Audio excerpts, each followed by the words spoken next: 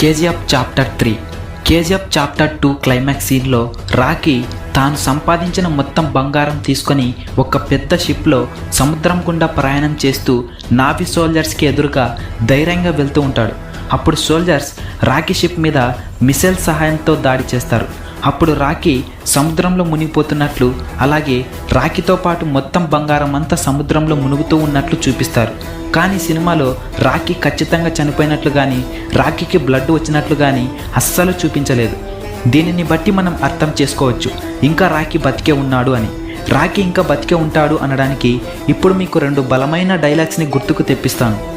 నేను సామాన్యంగా యుద్ధం తప్పించడానికి ప్రయత్నిస్తా, కుదరలేదంటే గెలిచే తీరుతా. ఇంకో డైలాగ్, అమ్మా నీకు ప్రపంచంలో ఉన్న బంగారం అంతా తెచ్చిస్తానమ్మా. ఈ డైలాగ్స్ మనం వింటే ఒకవైపు ఎమోషన్, మరోవైపు గూస్ బంప్స్ వస్తాయి. సో ఈ డైలాగ్స్లోనే అర్థం ఉంది. రాకీ తన అమ్మకి మాట ఇచ్చాడు, ప్రపంచంలో ఉన్న బంగారం అంతా ఇస్తాను అని. అయితే రాకీ కేవలం ఇండియాలో ఉన్న బంగారాన్ని మాత్రమే సంపాదించాడు. సో ఇందువలన రాకీ ఇంకా చావలేదు. ఇంకో విషయం ఏంటి అంటే కేజీఎఫ్ 2 చివరిలో చాప్టర్ 3కి సంబంధించిన బుక్ని చూపిస్తారు. సో ఈ కొన్ని క్లూస్ని బట్టి మనం కన్ఫామ్గా చెప్పేయచ్చు ఇంకా రాకీ బతికే ఉన్నాడు అని. సో ఇప్పుడు రాకీ ఎలా బతికి ఉంటాడో చెప్తాను. ఇప్పుడు మీరు కొంచెం ఫ్లాష్ బ్యాక్లోకి వస్తే ఇక్కడ రాకీ రమికా సేన్ని కలవడానికి వచ్చినప్పుడు ఇక్కడ అమెరికన్ CEO రాకీని పరిచయం చేసుకుంటాడు. అప్పుడు ఇతను, Hi, I am Jimmy Carter. Rocky. I am the CEO of Delver Steel, Texas. అని అంటాడు. ఇతడి పేరును గూగుల్లో సెర్చ్ చేసి చూస్తే అమెరికన్ సీ వార్ఫ్ క్లాస్ సబ్మెరైన్కి సంబంధించిన ప్రెసిడెంట్గా ఉన్నట్లు చూపిస్తుంది. సో ఇందువల్ల రాకీబాయ్ అతడితో పరిచయం పెంచుకొని ఉంటాడు. ఎందుకంటే రమికా సేన్ నన్ను చంపుతుందని రాకీ ముందుగానే గ్రహిస్తాడు. సో ఇందువల్ల రాకీ జాగ్రత్త పడటం వలన అతడి షిప్ మీద మిసైల్స్ రాగానే అతడు వెంటనే సముద్రంలోకి దూకుతాడు. అప్పుడు సముద్రంలో ప్రయాణించే సబ్మెరైన్ ద్వారా అమెరికన్ CEO అయిన రాకీ సముద్రంలో పడిన వెంటనే అతడిని సబ్మెరైన్ ద్వారా కొంతసేపు ఆగి రాకీని బయటకు తీస్తారు. ఇప్పుడు మీకు ఇక్కడ ఒక డౌట్ రావచ్చు, ఇదంతా ప్లాన్ చేసి రాకీ ఎందుకు తప్పించుకోవాలి? రమికా సేన్నే చంపేస్తే సరిపోద్దిగా అనుకోవచ్చు. అయితే ఇక్కడ మంత్రి రాకీతో ఇలా అంటాడు, నీవు రమికా సేన్ని చంపేయి, లేకపోతే నీకు చాలా సమస్యలు, ప్రమాదాలు వస్తాయి అంటాడు. అప్పుడు రాకీ ఇలా అంటాడు, ఆడవాళ్ళను కొట్టరాదు, వారిని చేతులెత్తి దండం పెట్టి పూజించాలి, అంతేకాని వారితో మనం గొడవలోకి వెళ్ళరాదు అని అంటాడు రాకీ.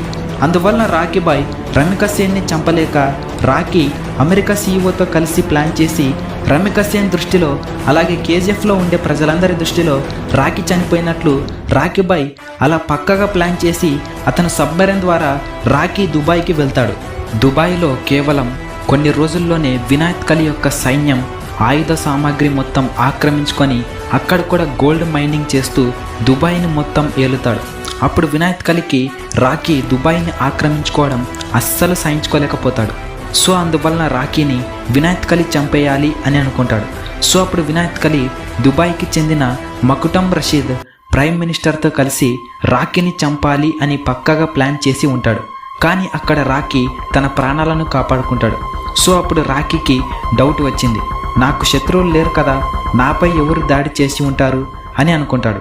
అప్పుడు రాకీ ఏదో విధంగా వినాయత్ కలి తనపై దాడి చేసి ఉంటాడని గ్రహించి అతడిని చంపాలని కేవలం కొంత సైన్యంతో, పెద్ద పెద్ద తుపాకులతో వినాయత్ కలిని సైన్యం మొత్తం చంపి, అలాగే వినాయత్ కలికి సహాయం చేసిన దుబాయ్ మకుటం రషీద్ని, ప్రైమ్ మినిస్టర్ని కూడా చంపి దుబాయ్కి ప్రెసిడెంట్గా ఒక రాజులా, సింహంలా పరిపాలిస్తాడు. కొన్ని సంవత్సరాల పాటు దుబాయ్లో గోల్డ్ మైనింగ్ చేస్తూ అక్కడ ఉన్న మొత్తం గోల్డ్ని తీసుకొని ఇండియాకి మళ్ళీ తిరిగి రావాలి అనుకుంటాడు. ఎందుకంటే తాను వాళ్ళ అమ్మ సమాధిని చూడటానికి. కానీ ఎవ్వరికీ తెలియదు, ఎందుకంటే రాకీ సముద్రంలో మునిగి చనిపోయాడు అనుకుని ఉంటుంది. అయితే ఈ సమయంలో రమికా సేన్ ప్రధానమంత్రి నుంచి తప్పుకొని రాఘవన్కు అధికారం వస్తుంది. సో అతడు 1986లో మన ఇండియా ప్రైమ్ మినిస్టర్గా ఉంటాడు. కానీ అతడు రాకీని ఏం చేయలేకపోతాడు. మళ్ళీ మనం చాప్టర్ 2లో ఫ్లాష్ బ్యాక్లోకి వెళ్తే కేజీఎఫ్లో కేవలం 3 మైన్స్ కంటైనర్లు ఉన్నట్లు చూపిస్తారు. కానీ నిజానికి అక్కడ 9 మైన్స్ కంటైనర్లు ఉన్నాయి. సో అతడు కేవలం 3-4 కంటైనర్ల బంగారం వెలికి తీశాడు. ఇంకా మిగిలిన 4-5 కంటైనర్ల బంగారాన్ని ఎవ్వరికి తెలియకుండా రాకీ సీక్రెట్గా దాచిపెట్టి ఉంటాడు. సో అందువలన రాకీ ఇప్పుడు మిగిలిన కంటైనర్లలో ఉండే బంగారం తీసుకొని వెళ్ళడానికి వస్తాడు.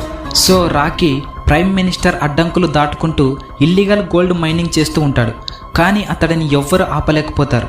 ఇప్పుడు మీకు ఒక డౌట్ రావచ్చు, రాకీ మళ్ళీ ఇండియాకు రాకుండా దుబాయ్లోనే రాజ్యం ఏలుకుంటూ హాయిగా ఉండవచ్చు కదా అనుకోవచ్చు. కానీ రాకీ వాళ్ళ అమ్మకు మాట ఇచ్చాడు, ప్రపంచంలో ఉన్న బంగారం అంతా ఇస్తాను అని. ఇక ఆ మాట ప్రకారం చాప్టర్ 2లో ఒక్క బంగారపు బిస్కెట్ పోలీసులు తీసుకొని ఉంటే ఆ పోలీసులకు పోలీస్ స్టేషన్కి పెద్దమ్మ గన్నుతో బుల్లెట్ల వర్షం కురిపించి పోలీసులకు భయం అంటే ఏంటో చూపించాడు. ఈ సీన్ అయితే ఈ మూవీలో అల్టిమేట్ అని చెప్పవచ్చు. ఇక అలా కేవలం ఒక బంగారపు బిస్కెట్ మిస్ అయితేనే అలా రియాక్ట్ అయిన రాకీ అంత సింపుల్గా కేజీఎఫ్ని ఎలా వదులుకుంటాడు? నెవర్. సో రాకీ బాయ్ పక్కగా ప్లాన్ చేసి కేజీఎఫ్లోని మిగిలిన మైండ్స్ని ఆక్రమించుకుంటాడు. రమిక సేన్ ఒక లేడీ కాబట్టి రాకీ తనతో యుద్ధం చేయలేక ఇలా ప్లాన్ చేసి ఇండియాలోని కేజీఎఫ్ మొత్తాన్ని ఏలుతాడు రాకీ. ఈ వీడియో